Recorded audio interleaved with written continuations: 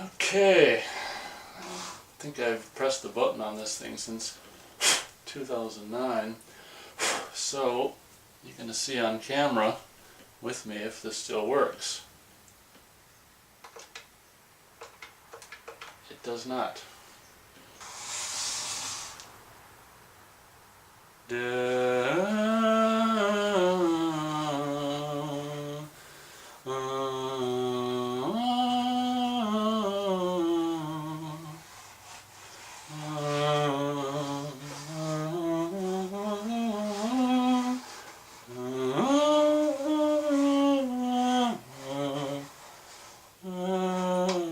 This toy here is from 2009. It's from the 2009 Slam Bang reboot or whatever of Star Trek. That one I think was completely caught me off guard. I was completely surprised by that movie from the writers of the Transformers films. I thought it'd be a disaster, but I really turned out to really like the 2009 Star Trek movie. Me and Matt have reviewed every single Star Trek movie ever made up until this point, and now they have come out with yet another Star Trek film, the third film in the new, whatever, rebooted crew, alternate timeline crew, whatever the hell crew you want to call them.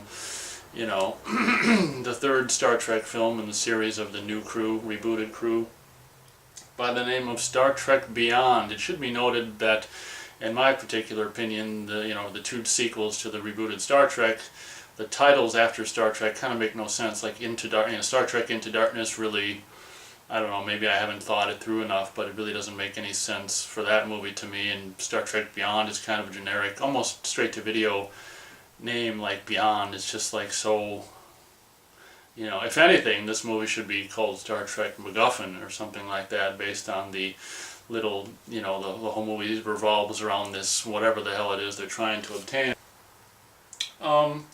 The movie kind of opened in a disappointing light for me, where it was kind of like the hijinks nonsense, summer popcorn fare, kind of prepubescent, just slam bang CG crap of, the opening scene of this particular movie, very much like the opening scene of Into Darkness, which I thought was just, summer popcorn movie, just, adolescent, just ADHD fare, the opening scene of Into Darkness where they were taking the whatever to try to save them from a volcano or whatever.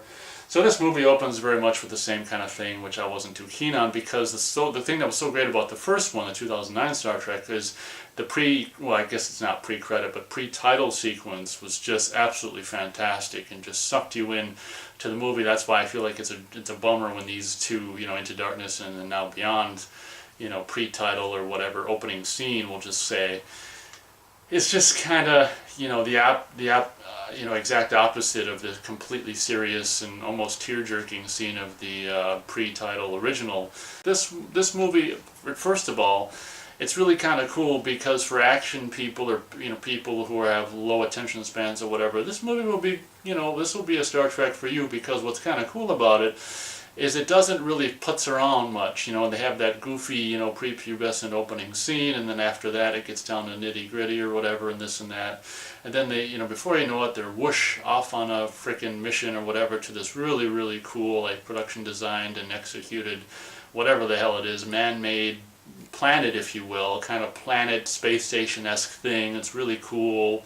Just visual effect. The visual effects in this movie are just fantastic, and visual effects up the wazoo. And they go to this thing and get some, mission to go do this. And to be honest, like I've said in many, many reviews in the past, it's hard for me to recollect all the details or a lot of details or pretty much any details after just seeing a movie, one of these, current ADHD-inducing kind of movies, just on a one-time thing, because it's hard to catch all the stuff and retain all the details. So I'm doing my best, but long story short, really quickly they get sent off. They dock with this really cool, or they fly into or whatever, this really cool planet, man-made planet / space station thing, only to get some orders to go do something else. And at the beginning they tried to present this race with this token of whatever, and they didn't want it, and it turns out to be whatever. And then the movie is basically about this thing, which is why I think Star Trek MacGuffin would have been a much better title than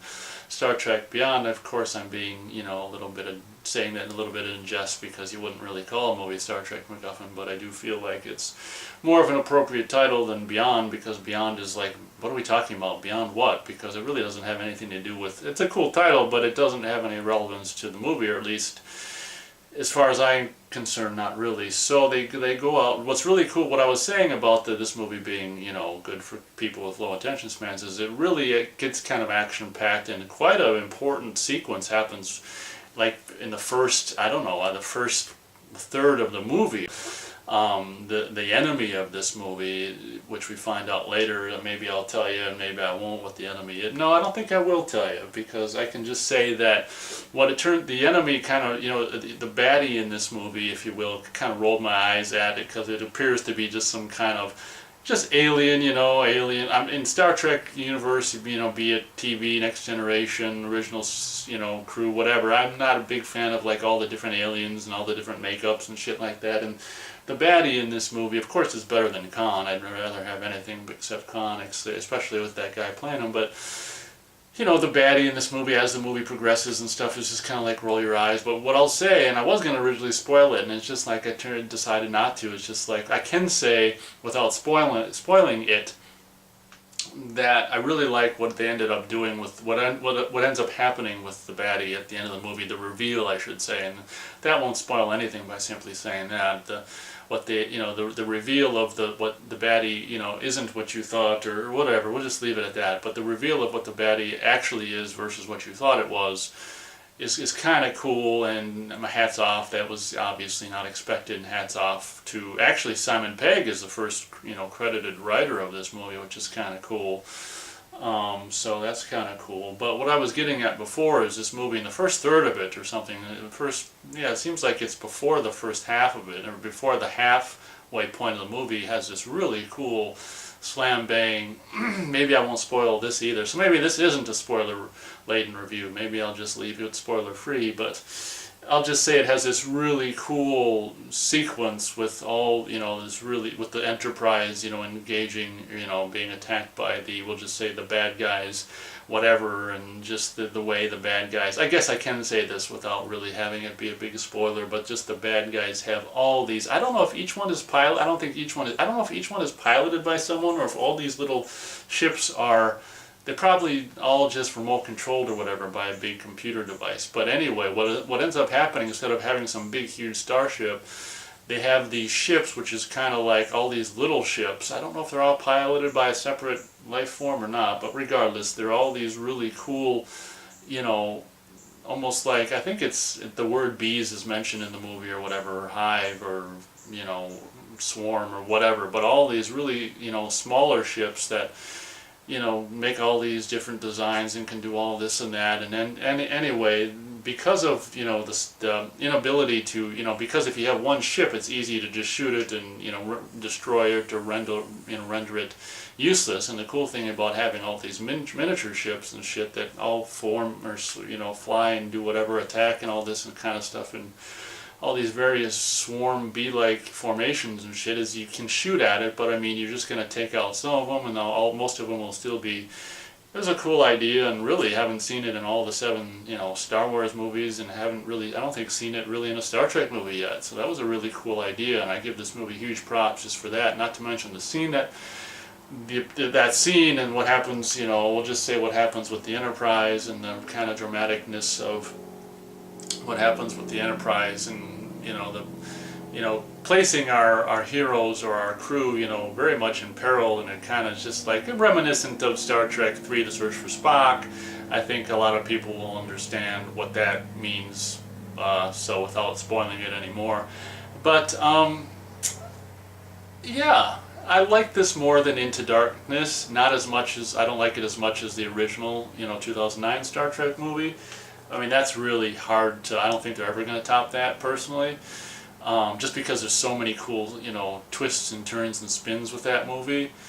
But this movie, the unexpected, scene with all that, the Enterprise versus the bad guys, all these, hundreds, thousands, however many, these little ships that swarm around in a bee-like formations and all this shit. That scene was really cool and unexpectedly happened really, early on in the movie, and the rest of the movie's kind of like this whatever, maybe survival or mystery, trying to see who's what, and I've kind of forgotten most of the rest of the movie, but they end up, pairing with this alien girl, girl who ends up helping them and all this and that, and so without, I mean, I can't really spoil many of the details because I don't really remember many of the details, but I think at the end of the day, I'm teetering between 2.5 and 2 3/4 stars out of 4. I think we'll just bite the bullet or bite the phaser and just go 2 3/4 stars out of 4 for Star Trek Beyond. It's,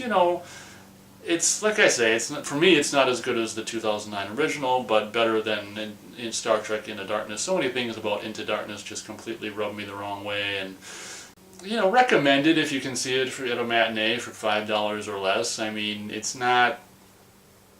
doesn't blow your ass away. Some of the jokes with Spock and giving Uhura that necklace that there's this, it has like some radioactive properties that they could track, and there's this joke about giving your girlfriend a tracking device, and Spock saying that wasn't intentional. The audience laughed at that, they appreciated that. Also the scene that's been in a trailer where Spock and Bones are like going to be attacked, and they're like back to back, and Bones is like, at least I won't die alone, and Spock gets beamed up, and he's like, typical or whatever. Really, pretty, it works. I still love the people, like the trio, the guy who plays, can't remember his name right now, but the new Kirk and the new Spock and the new Bones are fantastic. Apparently, word is that the, Chekhov guy supposedly or apparently died, supposedly this year, so it'll be interesting to see how they replace Chekhov, or what they're going to do with the next Star Trek movie, and replacing the guy who was purported to have, since died since they made this movie. I think his name is Anton Yelchin or whatever the hell his name was. So it'll be interesting to see if they just like recast someone and as Chekhov. Probably, I can't imagine them doing that, and just pretending like this guy's been playing him the whole time. I don't know. It'll be interesting to see what they do with that. But more or less recommended. It doesn't really do anything amazing. It's just kind of a cool way to waste a couple hours. It was like a rainy day, so it was a perfect day to see it, and I was going to see it anyway. And anyway, I think I'm going on and on and on. So thank you very much for watching this review of Star Trek Beyond. Looking forward to obviously the Blu-ray and seeing it at second run theater possibly. And I think what they're doing with this rebooted crew is relatively cool and faithful. There's a part where Spock pulls out I can't remember, I think it's Spock, someone pulls out a picture of, I don't know why there'd be hard pictures, anyway, a picture of like the original crew, which almost brought a tear to your eye. It kind of starts with Spock and then zooms out, and you see the whole original crew, like from maybe the second or third movie or fourth or fifth, a picture still from one of the original crew movies. So that was a really cool moment. So I think they could be doing a lot worse with this rebooted Star Trek crew than they are. I'm fairly overall, with all three films, I'm more or less impressed and happy with more or less what the hell they've been doing with the rebooted Star Trek crews. So thank you very much. It'll be interesting to see what they develop for Part 4. It kind of, for my taste, these movies, the Star Trek movies, a lot of years are going by in between them. I wish they could be making one every other year or something like that, versus like one every 4 years. That seems a little long time in between them for my taste, because all the freaking all the people are like gonna be 40 soon, and it's just like, holy shit, all the like Uhura and Kirk, and I don't know, maybe freaking Bones is that age now, I don't know, but I feel like they should be making them more at a quicker pace than like every 4 years. That's quite a bit, but that's just my opinion. So thank you very much for watching, and we'll catch you next time.